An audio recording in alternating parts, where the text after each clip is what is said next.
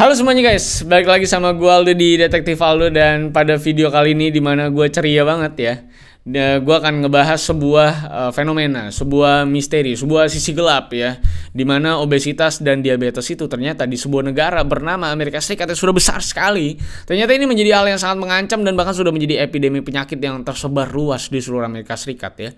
Dan ini mungkin menjadi hal biasa bagi kebanyakan orang mungkin di Indonesia. Tapi di Amerika Serikat ternyata ini sudah menjadi hal yang mengerikan karena banyak sekali orang-orang yang badannya sudah obesitas dan ternyata bersinggungan juga dengan diabetes. Makanya bukan hanya orang-orang tua aja, tapi di Amerika itu udah banyak banget anak-anak muda, bahkan anak-anak kecil gitu ya, dan orang dewasa itu sudah terkena diabetes dan obesitas di seluruh Amerika. Tapi sebelum gue masuk ke videonya, sebelum gue mengupas bagaimana misteri dan sisi gelap dan gokilnya industri gula yang mengeksploitasi banyak market dari anak kecil sampai orang tua gitu ya. Nah, kita tuh perlu melakukan sebuah hal gitu, sebuah menjaga pola hidup kita biar tetap sehat. Dan memang tidak cukup cuman buat jaga makanan dan pola hidup sehat doang sebenarnya untuk kita bisa terbebas dari banyak penyakit di masa endemi yang kayak gini. Walaupun COVID-19 itu sudah mereda, tapi kuman atau virus itu masih tetap ada di mana-mana. Jadi untuk menghindari itu gue selalu pakai Antis ya. Ini hand sanitizer nomor 1 di Indonesia yang jadi andalan gue karena memang paling ampuh buat ngebunuh kuman, plus wangi jasmine tea-nya tuh harum banget. Antis tuh juga memang tidak bikin tangan kering dan tidak lengket, plus sudah berstandar food grade. Jadi kalau misalkan kalian lagi di luar dan mau semprot-semprot peralatan makanan kalian, ya sebenarnya kalian tinggal pakai Antis saja karena Antis ini udah paling ampuh dan pasti aman. Nah, sebenarnya cara pakainya tuh mudah banget. Sebenarnya lu tinggal semprot aja 1-2 kali ke tangan lu ya. Dan lu tinggal bisa gosok aja. Selama 4 detik itu kuman langsung pada mati semua, guys. Dan kalau misalkan kalian mau makan, karena ini bisa udah food grade juga ya. Jadi kalian bisa langsung semprotin aja ke peralatan makan kalian gitu ya. Dan langsung bisa kalian lap aja. Jadi setelah kalian lap gitu ya, itu langsung kalian bisa pakai untuk makan. Dan semua terbebas pastinya dari kuman dan bakteri ya. Dan oke lah, karena tangan sudah bersih dan wangi ya, jadi kita langsung aja lanjut ke videonya and let's begin the video guys.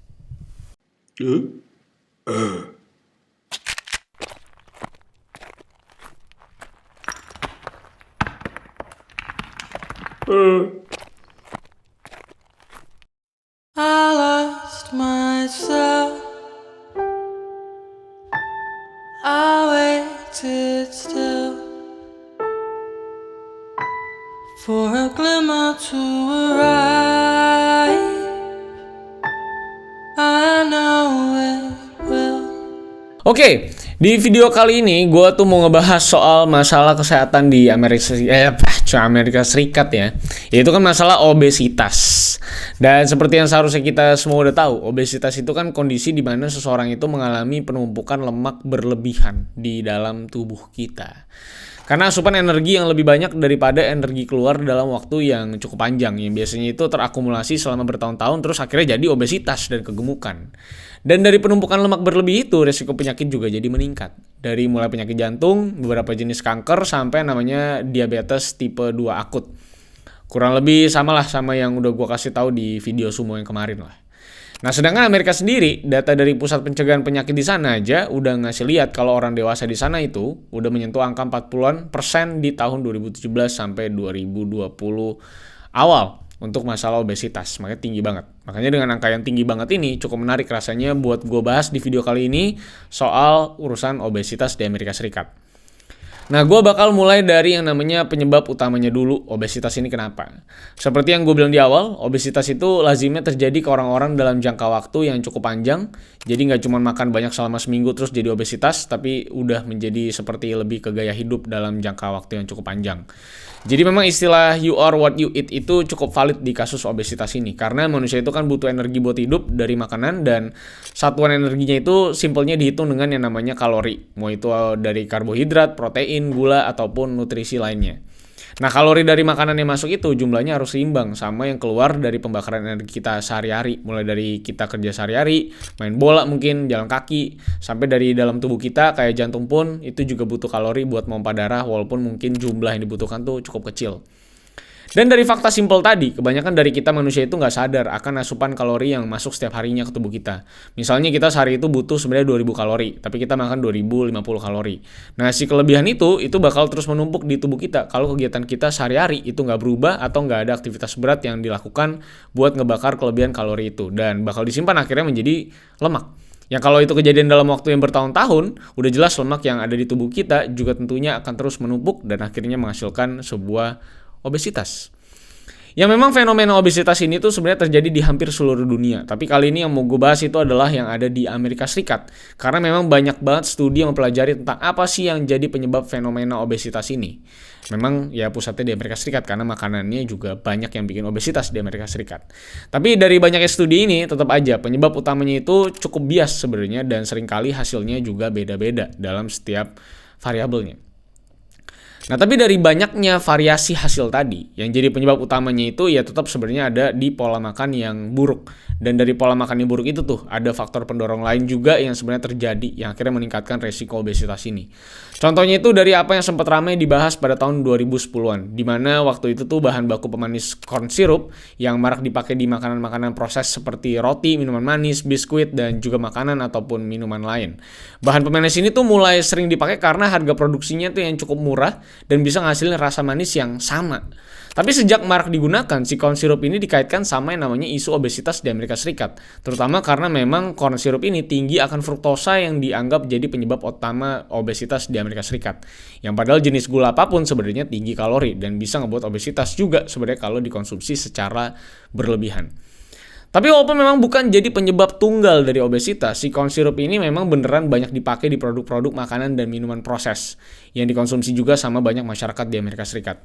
Seperti yang udah gue bilang tadi di depan, makanan proses ini tuh mencakupi biskuit, minuman soda, apalagi ya, dan sereal buat sarapan, dan makanan ataupun minuman lain yang rasanya cukup lumrah buat jadi santapan orang sehari-hari ya. Orange juice dan kawan-kawan nih ya, manis ya. Nah, tapi banyaknya konsumsi makanan proses ini, sebenarnya faktor lainnya juga cukup berhubungan, yaitu faktor harga dari makanan-makanan ini yang memang lebih murah dari kebanyakan makanan sehat, itu pasti ya. Dan makanan sehat yang gue bahas di sini itu adalah makanan yang beneran sehat gitu kan. Jadi kayak yang ada di restoran itu tentunya jauh lebih mahal dibandingkan sama yang namanya fast food ataupun makanan kaleng yang ada di supermarket. Jadi masalah aksesibilitas untuk dapetin makanan sehat sama yang nggak sehat tentunya lebih gampang makanan yang tidak sehat karena lu kegorengan juga kan lebih gampang didapetin dan tentunya tidak sehat. Makanya dengan biaya hidup yang tinggi dan pekerjaan yang sibuk tentunya ya, pace kan kencang banget di Amerika Serikat apalagi ya. Masyarakat di sana akhirnya memang lebih memilih buat beli makanan yang udah jadi dibandingkan beli bahan mentah buat misalnya dimasak gitu ya. Walaupun memang beli makanan jadi tentunya harganya lebih mahal dibanding lu misalnya masak gitu kan. Dan gak berhenti di situ doang, makanan proses atau jadi juga sebenarnya punya namanya branding yang cukup misleading dalam tanda kutip sebenarnya. Karena kalau kalian sering lihat di supermarket kayak sereal atau snack-snack misalnya yang banyak tuh yang pakai label-label kayak ada vitamin A, vitamin B dan label-label lain yang seakan-akan tuh bikin snack tuh atau makanan tuh jadi lebih sehat mungkin gitu ya. Padahal kalau misalnya kita lihat ke samping atau belakang produknya di bagian ingredients-nya atau komposisinya ya tetap aja itu isinya ada gula dan tepung lagi yang ujung-ujungnya adalah obesitas. Faktor label dan komposisi gula dan tepung ini juga sebenarnya ada campur tangan pemerintah Amerika di tahun 80-an. Akhir kalau misalnya kita track back lagi sejarahnya dari mana. Karena waktu itu tuh muncul dietary guidelines yang mengatur jumlah asupan makanan berlemak yang dikonsumsi setiap harinya oleh publik Amerika. Nah, tapi informasi ini tuh cukup ditelan mentah-mentah sama masyarakatnya. Karena memang walaupun makanan-makanan proses itu mulai dikurangi jumlah lemaknya, mereka itu mulai bertransisi dari yang awalnya cukup tinggi dalam kadar lemak, akhirnya berubah jadi lebih tinggi dalam kadar gula. Karena ini gula juga kan sama-sama bikin adiktif ya, kayak narkoba ya sebenarnya. Dan faktor ini juga yang akhirnya jadi perbincangan kalau buat para ahli kesehatan yang paham kalau sebenarnya ya gula ini tuh bukan jadi solusi buat masalah lemak-lemakan ini yang bahkan bisa jadi lebih parah bahkan dan lebih mematikan sebenarnya buat beberapa kondisi kesehatan orang untuk urusan gula ini. Karena seperti yang gue bilang di awal tadi, kalau obesitas itu bisa memicu diabetes. Nah, makanan dengan tinggi karbohidrat dan gula inilah yang bisa memperparah resiko diabetes tipe 2 tadi. Karena dengan masuknya karbohidrat atau gula ke badan secara berlebihan, lama-kelamaan hal ini tuh bisa memicu yang namanya diabetes dan akhirnya mengganggu kerja tubuh secara keseluruhan karena gula darahnya tinggi. Yang secara data juga udah terbukti kalau sekitar 10% dari total penduduk Amerika Serikat itu terkena diabetes tipe 2 ini. Dan di 2022 aja itu udah ada sekitar 102.000 orang yang meninggal karena diabetes tipe 2 ini juga yang tentunya disebabkan karena gula yang berlebih dalam setiap makanan mereka. Dan selain itu, konsumsi gula berlebihan itu juga quote-unquote terbantu sama respon tubuh manusia kalau makan gula. Karena kalau kalian bedain kayak makan daging yang rendah lemak dan tinggi protein, pasti kalian lebih cepat kenyang gitu kan. Dibandingkan sama kalau kalian lagi makan makanan Sunda yang emang nikmat banget sama nasi putih gitu ya, pasti kan bisa makan lebih banyak dan kenyangnya itu rasanya beda. Nah ini tuh karena memang protein lebih bikin kita kenyang walaupun porsinya dikit dibandingkan sama karbohidrat. Makanya jelas konsumsi makanan berkarbohidrat dan gula tinggi itu jauh lebih banyak pasti yang bisa lo makan dibanding yang protein tinggi. Makanya ini makin lebih mengerikan lagi. Nah WHO sendiri sebenarnya udah ngasih regulasi buat iklan-iklan TV soal gimana aturan periklanan dan segala macamnya kalau mengandung makanan-makanan yang berkarbo tinggi ini. Tapi semakin kesini regulasi ini tuh nggak terlalu efektif karena mereka tuh tetap bisa penetrasi ke digital ads kayak di Google dan YouTube atau bahkan di forum-forum dan juga game online. Makanya dengan cara-cara para pemegang kebijakan yang tidak efektif ini, ada pergerakan dari aktivis-aktivis buat ngasih edukasi ke komunitas-komunitas di Amerika Serikat. Yang salah satunya itu adalah seorang pendeta bernama Delmon Coates. Delmon sendiri ngasih edukasi di gerejanya dengan ngasih tahu kalau obesitas dan diabetes itu udah jadi salah satu hal yang harus dipikirkan baik-baik. Dan waktu itu dia nunjukin salah satu minuman bersoda yang di satu kalengnya itu punya sekitar gula 40-an gram. Dan di sana dia tuh juga nunjukin kalau dari satu kaleng minuman aja, gula yang ada di situ itu bisa mencapai setengah cangkir yang cukup gede. Dan dari sana dia juga menuntut Coca-Cola karena cara mereka dalam beriklan itu dia anggap cukup misleading karena memang terlalu masif dan banyak banget orang yang nggak aware sama yang namanya resiko penyakit karena minum terlalu banyak minuman manis seperti soda. Karena kalau kita tahu di tahun 2010 sampai 2015-an itu Coca-Cola udah ngabisin sekitar 120 juta dolar buat advertising doang. Dan revenue mereka per 2022 itu ada di angka 43 miliar dolar. Jadi emang udah gede banget. Jadi lo bisa bayangin berapa gula yang dimakan sama manusia-manusia. Tapi Coca-Cola sendiri sebenarnya minta tuntutan tersebut dicabut dengan alasan kalau si Delmon ini menyalahgunakan free speech dan cuma sekedar tuduhan doang. Karena mereka menganggap kalau dari studi yang ada, nggak ada hubungannya langsung antara yang namanya konsumsi minuman manis dengan yang namanya risiko diabetes. Ini juga gila menurut gue. Mereka juga menunjukkan beberapa studinya. Tapi yang jadi masalahnya itu adalah waktu ada analisa dari kasus ini dari seorang ahli kesehatan dari San Francisco General Hospital yang bernama Dean Schillinger, dan dari hasil analisanya dia nemuin kalau ternyata data studi yang dipakai itu asalnya dari lembaga independen yang dapat dana juga dari industri minuman soda juga. Jadi emang ini kampret aja. Makanya jadi tidak netral lah hasil studinya dan akhirnya bias banget dan akhirnya ya bisa dibilang dalam tanda kutip ya risetnya adalah riset berbayar dari dana juga para perusahaan-perusahaan soda. Dan sebenarnya juga kalau misalnya kita pakai logika ya, dengan minuman-minuman soda bergula tinggi, ya itu sebenarnya udah pasti bisa menaikkan tingkat gula darah. Sebenarnya itu kan secara logisnya nggak perlu rasanya untuk ada riset-riset panjang gitu ya. Dan selain dari paper bayaran yang ditemuin sama Dean, forum Coca-Leaks yang biasanya mengupas sisi gelap dari Coca-Cola, itu juga menemukan kalau industri minuman bersoda ini ngasih pressure ke jurnalis-jurnalis. Dan mereka juga bilang kalau banyak senat dan petinggi-petinggi politik yang berandil dalam kebebasan penjualan minuman ini, dari mulai publicity tadi, kebebasan penjualan sampai ke yang namanya perpajakan juga. Lagi-lagi adalah masalah duit yang masuk ke dalam kantong-kantong tikus laci ini. Jadi memang industri minuman bersoda ini pengen membuat masyarakat itu bingung dan ngasih justifikasi kalau faktor penyebab obesitas dan diabetes itu bukan berasal dari produk-produk mereka. Dan seperti video soal alkohol di Inggris kemarin, makanan dan minuman manis dengan gula berlebih itu juga harusnya punya caution label kayak rokok. Karena at least ini tuh bisa jadi info buat masyarakat secara tersurat buat ngasih yang namanya awareness kalau nggak cuma soal lemak doang yang harus dijadiin concern. Tapi kadar gula dalam makanan juga cukup berbahaya buat tubuh kalau nggak diatur asupannya. Apalagi buat orang-orang tua yang kerjanya itu di kantor duduk doang gitu ya, terus sambil minum atau ngemil makanan manis gitu ya. Itu tentunya udah jadi faktor yang paling bahaya di waktu mendatang.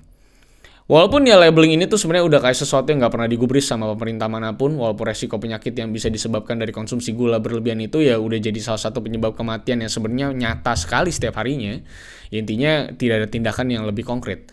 Jadi memang dimanapun negaranya, memang industri yang semasif ini tuh pasti ada aja isu dan sisi kotornya lah bisa dibilang. Makanya yang terpenting itu sebenarnya tetap dari edukasinya sendiri. Terutama dari kita pas kecil, kayak TK, SD, SMP itu penting banget buat nemenin edukasi tentang kesehatan, olahraga, dan gizi seimbang buat para siswa ataupun orang tuanya. Karena kalau udah misalnya segede kita gitu ya, penanggulangan buat yang udah kena imbas dari kebanyakan konsumsi makanan ataupun minuman manis, sebenarnya juga udah susah dan cukup berat juga buat terus ngasih kesadaran ke mereka-mereka mereka ini. Dan memang penetrasi ngomongin masalah periklanan gula dan ini, itu lo bisa track back sendiri lah bagaimana banyak banget makanan atau minuman yang punya gula yang tinggi banget itu diiklankan dengan konsep untuk anak-anak. Bahkan ada penelitiannya juga di Amerika dan di beberapa negara maju di mana banyak banget applicants atau aplikasi-aplikasi yang memang sengaja dibuat untuk bisa narik anak-anak untuk bermain game-game tersebut, aplikasi-aplikasi tersebut. Ya bisa dibilang familiar dengan maskot-maskot atau karakter-karakter yang akhirnya tujuan atau muaranya adalah snack-snack yang punya gula tinggi. Dan akhirnya yang beli siapa ya? Adalah anak-anak kecil yang akhirnya terbiasa makan makanan bergula tinggi, manis-manis, dan akhirnya itu terus berlanjut sampai besar, sampai tua, lu masih suka sama makanan manis-manis dan minuman yang manis-manis.